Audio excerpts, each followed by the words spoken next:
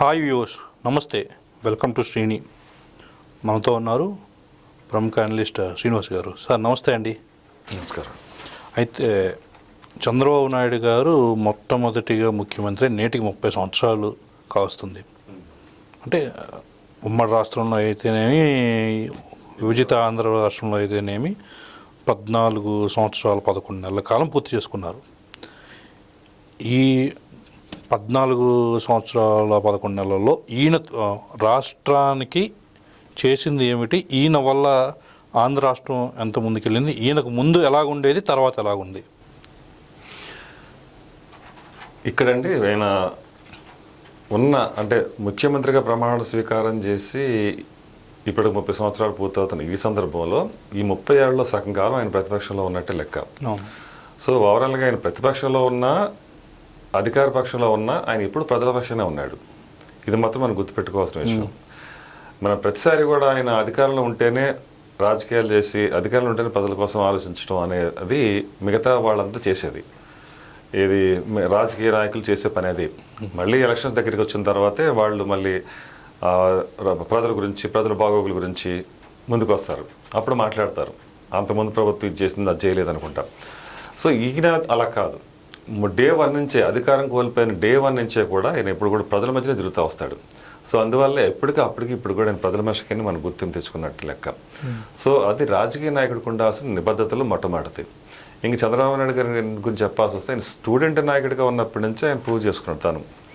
తను ఒక నాయకుడిగా తను ఏంటనేది, ఆ నాయకత్వ లక్షణాలు ఎలా ఉంటాయి, ఆ పటిమ ఎలా ఉంటుంది అనేది అప్పటి నుంచే తను ప్రూవ్ చేసుకున్న వ్యక్తి. అలాగే చాలా చిన్న వయసులోనే, అంటే అతి పిన్న వయసులోనే అతను సమాచార శాఖ మంత్రిగా కాంగ్రెస్ ప్రభుత్వంలో పనిచేస్తున్న ట్రాక్ రికార్డు ఉంది. సో అక్కడ ఆయన ప్రూవ్ చేసుకున్నాడు కూడా ఆ మంత్రిగా. ఏ విధంగా చూసుకున్నా కూడా ఒక పరిపాలనలో వినూత్నమైన మార్పులు తీసుకొచ్చండి, కానీ లేకపోతే పరిపాలనని ఇలా కూడా చేయొచ్చు, ఇంత అద్భుతమైన ప్రయోగాలు చేసి ఈ విధంగా మన అభివృద్ధిని తీసుకురావచ్చు, రాష్ట్రాన్ని పరిపుష్టం చేయొచ్చు అన్న విధంగా ఒక రాజకీయాలని కొత్త మలుపులు తీసుకొచ్చిన వ్యక్తి అయితే మాత్రం చంద్రబాబు నాయుడు చెప్పి తీరాలి. అయితే అంతకుముందు తెలుగుదేశం ప్రభుత్వం రాకముందు, తెలుగుదేశం ప్రభుత్వం ముందు వెనక అన్నట్టుగా మనకి ఇక్కడ రాజకీయాలు ఉండేవి. అంతకుముందు ఎప్పుడు కూడా లంచగొండితనం, అవినీతి ఇవన్నీ పేరుకుపోయి ఉన్న అలాంటి పరిస్థితుల్లో అసలు 2 పూట్ల 3 పూట్ల భోజనం కూడా లేని ఇబ్బందికరమైన పరిస్థితులు. ఇంకా రాష్ట్రం గురించి ఎవరో ఒక ముఖ్యమంత్రి ఒక అపాయింట్మెంట్ లాగా ఎవరిని సూచిస్తే వాళ్ళు ముఖ్యమంత్రిగా 4 నెలలు 3 నెలలు చేసి వెళ్ళిపోయే పరిస్థితి కాంగ్రెస్లో ఉండేది. అలాంటి బ్రేక్ చేసింది తెలుగుదేశం వచ్చి బ్రేక్ చేయడమే కాకుండా అసలు బడుగు బలహీన వర్గాలకు రాజ్యాధికారంలో తీసుకొచ్చిన మొట్టమొదటి పార్టీ తెలుగుదేశం పార్టీ.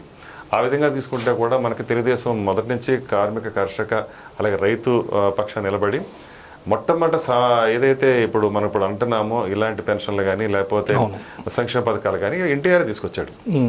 కిలో 2 రూపాయల పథకం ఆయన మొట్టమొదటి తీసుకొచ్చింది ఆయనే. సంక్షేమ పథకానికి అసలు బీజం పడింది ఎక్కడ. ఆ తర్వాత కూడు, గుడ్డ, నీడ ఇవన్నీ కూడా పేద ప్రజలకు అందుబాటులో తీసుకొచ్చిన మొట్టమొదటి వ్యక్తి ఎవరైతే నందమూరి స్వర్గీయ తారక రామారావు గారు ఉన్నారో, ఆయన ముఖ్యమంత్రికి వచ్చిన దగ్గర నుంచి అలా ప్రజల కోసం ఆయన పనిచేసిన వ్యక్తి. ఆ తర్వాత రోజుల్లో కూడా అసలు ఆస్తి హక్కు అంటే ఆడపిల్లలకి అసలు అది ఒక పెద్ద సెన్సేషనల్ ఆ రోజుల్లో. ఇంకా ఆడపిల్లలకి ఆస్తి సమాన హక్కు ఇవ్వాలనేది ఆయన తీసుకొచ్చింది. 33% రిజర్వేషన్స్ కూడా.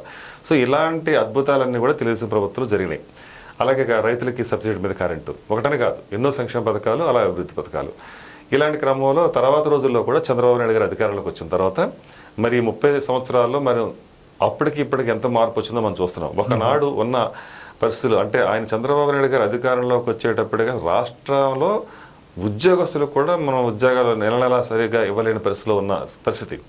ఆ దుస్థితి నుంచి మరి ఏ విధంగా తను మరి ఆర్థికంగా పరిపుష్టం చేశాడు. ఉమ్మడి ఆంధ్రప్రదేశ్గా ఉన్నప్పుడు మరి ఆ రోజున 1991లో ప్రధానిగా పివి నరసింహారావు గారు ఉన్నప్పుడు ఆర్థిక సంస్కరణలు తీసుకొచ్చాడు. ఆ ఆర్థిక సంస్కరణల ఫలాల్ని మొట్టమొదటి అందుకున్న మొట్టమొదటి సీఎం చంద్రబాబు నాయుడు గారిని చెప్పి తీరాలి.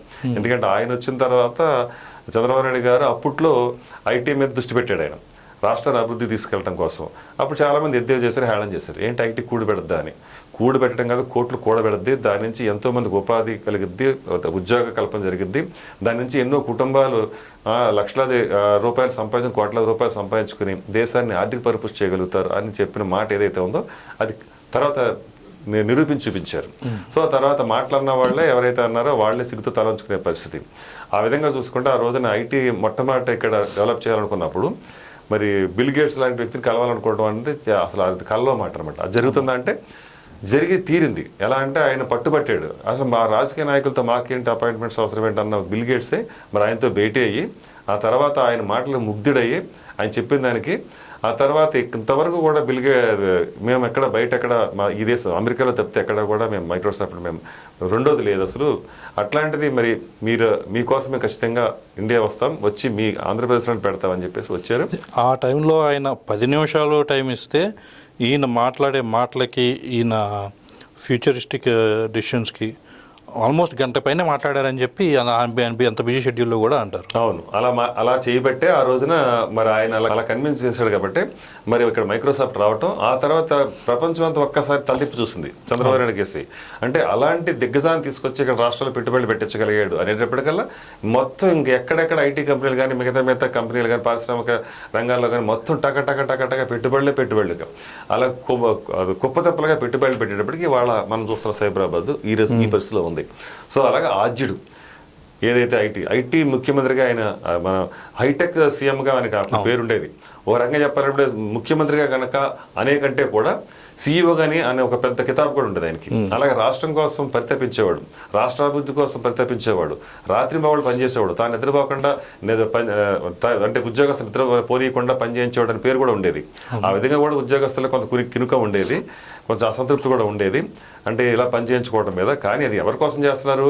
ప్రజల కోసం. అలాగే ఉద్యోగస్తులు కూడా ప్రజల్లో భాగమే, వాళ్ళ పిల్లల భవిష్యత్తు కోసమే అనేది ఆలోచన మరి వాళ్ళు విస్మరించారు. కాబట్టి ఒక సందర్భంలో మరి వాళ్ళు కూడా మరి అధికారానికి మరి చంద్రబాబు ఒక సందర్భంలో దూరం చేయడంలో వాళ్ళు కూడా కీలక పాత్ర పోషించారు. ఒకటి సందర్భాలు ఇలా మనం ఆ విధంగా చూసుకుంటే ఉమ్మడి ఆంధ్రప్రదేశ్కి 2 సార్లు ముఖ్యమంత్రిగా, అలాగే విభజిత ఆంధ్రప్రదేశ్కి ఇప్పుడు 2వ సారి ముఖ్యమంత్రిగా ఆయన ప్రజలకి ఎప్పుడు కూడా మరి ఏ విధమైన ప్రణాళికలు చేసి ముందు తీసుకెళ్లాలని దాని మీద నిరంతరం ఆలోచిస్తూనే వచ్చారు.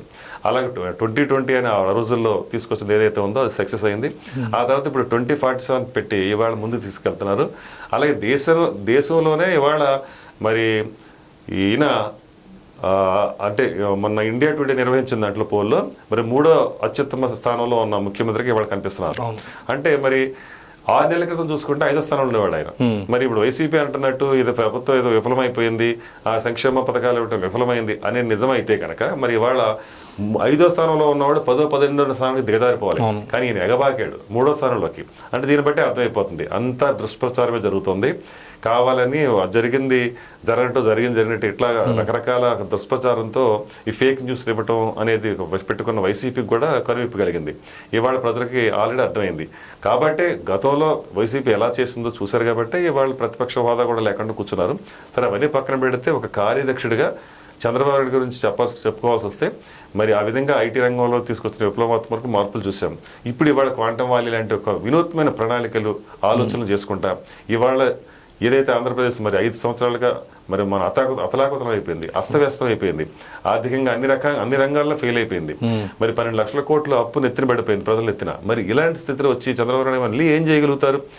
ఇంకా ఇలాంటి పరిస్థితుల్లో అంటే 20 ఏళ్ళు వెనకపోయిన రాష్ట్రాన్ని ఎవరైతే చక్కదిద్దగలుగుతారు? చంద్రబాబు గారు మాత్రం వస్తే మాత్రం ఆయన ఏం చేయగలుగుతాడు అనే పరిస్థితుల్లో ఇవాళ ఆ సమస్యనే సవాలుగా తీసుకునే వ్యక్తిత్వం ఉన్న చంద్రబాబు నాయుడు గారు మరి వచ్చి రాగానే మరి సంవత్సరాల్లో ఎంత మరి రాష్ట్రాన్ని పరుగులు పెట్టించాడు చూసాం.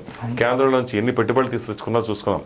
అలాగే మరి ఎన్నెన్నో అంటే సింగపూర్ లాంటి దేశాలు వెళ్ళి మరి పెట్టుబడులను ఆకర్షించి ఇవాళ 1000 కోట్ల పెట్టుబడులు మరి రాష్ట్రానికి వచ్చేలాగా చేయగలిగాడు. అలాగే ఒక పక్కన పోలవరం పనులు ఆగట్లే. 72% ఆ రోజున 5 ఏళ్ల ప్రభుత్వం తను ఉన్నప్పుడు చేశాడు. ఆ తర్వాత మధ్యలో వచ్చిన 5 ఏళ్ల ప్రభుత్వం వైసీపీ మొత్తం పడకేసింది. ఒక్క తట్టమట్టి అక్కడ వేసిన సందర్భం లేదు. పైగా కాపర్ డ్యామ్ కూడా వీళ్ళు పంతనం వల్ల వీళ్ళు చేయకపోవడం వల్ల వరదలు కొట్టుకుపోవడం కూడా జరిగింది. ఇవన్నీ మరి 7-8 వేల కోట్ల మరి అదనంగా మన భారం అయినా కూడా మళ్ళీ దాన్ని కూడా ఇవాళ పూనుకుని మరి ఇవాళ ఆగస్టులో కూడా వర్షాలు వస్తున్న సందర్భంలో కూడా ఇవాళ పోలవరం ప్రాజెక్టు పనులు ఎక్కడ ఆకుండా ముందు తీసుకెళ్తున్నాడు కార్యదక్షుడిగా. అలాగే అమరావతిని కూడా ఇవాళ ట్రాక్ ఎక్కించాడు. మళ్ళీ ఇంకో 40,000 ఎకరాలు మళ్ళీ తీసుకుని పూలింగ్ చేసి మళ్ళీ అభివృద్ధి బాటలోకి తీసుకెళ్తున్నాడు. సూపర్ 6 ఏదైతే ఉందో అది ఆ పథకం ద్వారా దాన్ని సూపర్ హిట్ కొట్టాడు. ఇవాళ ప్రతి మహిళ కూడా చాలా ఆనందంగా ఉంది ఫ్రీ బస్ వచ్చేటప్పటికల్లా. అంటే ఆర్థిక స్వావలంబన ఇవ్వగలిగాడు. అంటే స్వయం ఇవాళ 1,000, 1,500, 2,000 రూపాయలు ఆ విధంగా వాళ్ళు సేవ్ చేసుకునే పరిస్థితి వాళ్ళకి ఇచ్చి వాళ్ళు ఆర్థికంగా వాళ్ళకి వెసులుబాటు కల్పించడం అనేది సామాన్యమైన విషయం కాదు, ప్రతి కుటుంబానికి ప్రతి మహిళకు కూడా. ఆ విధంగా చూసుకుంటే మహిళలకి కానివ్వండి, సామాన్యులకే కానివ్వండి, వాళ్ళ అన్న క్యాంటీన్ పెట్టే 5 రూపాయలకి అన్నం పెట్టడం కానివ్వండి, ఇవన్నీ ఎన్నో కార్యక్రమాలు, సంక్షేమ కార్యక్రమాలు చేసుకుంటానే మరో పక్కన అభివృద్ధికి బాటలు వేసుకుంటా ఇవాళ ఉద్యోగ కల్పన కానివ్వండి, ఉపాధి కల్పన కానివ్వండి. ఉద్యోగ కల్పన చూసుకుంటే ఎన్ని కంపెనీలు వస్తాయో చూసాం. నిన్నగాక మొన్న మనకి వైజాగ్లో కూడా మరి గూగుల్ డేటా సెంటర్ వస్తుంది. అంటే 25,000 మందికి ప్రత్యక్షంగా ఉద్యోగాలు, దగ్గర 50,000 మందికి పరోక్షంగా మరి ఉపాధి కల్పన జరుగుతుంది. మరి ఇలాంటి ఎన్నో విధంగా మరి రాష్ట్రాన్ని ముందుకు తీసుకెళ్లడంలో ఈ సంవత్సరాల్లో చాలా మరి వేగంగా ఈ స్థితికి తీసుకురావడం అనేది ఆషామాషి వ్యవహారం కాదు. ఆయనకి 40 సంవత్సరాల రాజకీయ అనుభవం ఉంది కాబట్టి మరి ఇవాళ మళ్ళీ గాడిని పెట్టగలిగాడు ఆర్థిక వ్యవస్థని. ఆ విధంగా చూసుకుంటే మరి రాబోయే రోజుల్లో కూడా ప్రజలు కూడా విజ్ఞతతో ఆలోచించి మళ్ళీ వైసీపీ లాంటి ప్రభుత్వాన్ని దూరంగా పెట్టి ఖచ్చితంగా మరోసారి ఇదే ప్రభుత్వాన్ని మరోసారి అని కాకుండా మరి 10-15 ఏళ్ల పాటు ఈ కూటమి అలాగే తెలుగుదేశం ప్రభుత్వాన్ని ముందుకు తీసుకురాగలిగితే మరి రాబోయే భావితరాలు అది ఎవరైతే ఉన్నారో వాళ్ళందరూ కూడా బంగారమైన భవిష్యత్తును చూస్తారంటే ఎలాంటి సందేహం లేదు. రైట్ అండి.